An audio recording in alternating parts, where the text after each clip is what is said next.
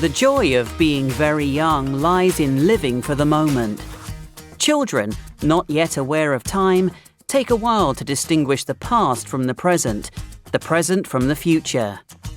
But as we grow up, we come to live more and more in time, with it governing everything from school, to work,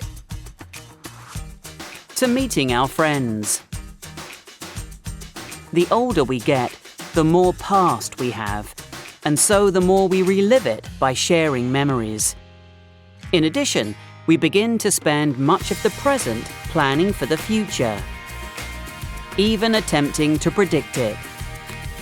The 19th century Danish philosopher Søren Kierkegaard wrote that life can only be understood backwards, but must be lived forwards.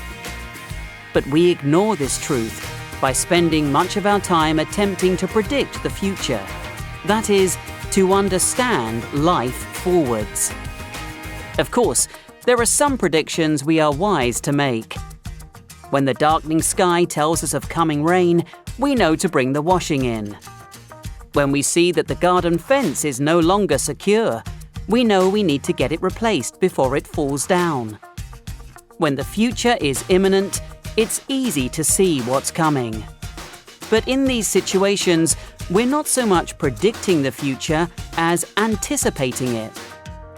And this is not the sort of forecasting to which we attach the greatest importance.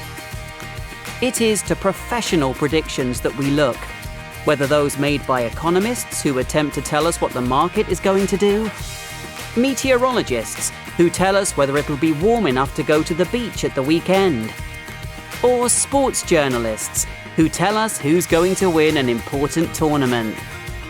When such forecasters get it right, we admire their foresight, but how many of their predictions are down to chance? Ultimately, the future, whether in the short term or long term, is unknowable. There are simply too many variables for it to be predicted regularly with any great accuracy. Perhaps the value of the professional prediction is not that it's an accurate statement of future reality, but that it gives us the illusion of knowing what will happen next. Forecasting may attempt to convince us that we can know what we can't know. But we ought to remember something that we do know. None of us knows the future.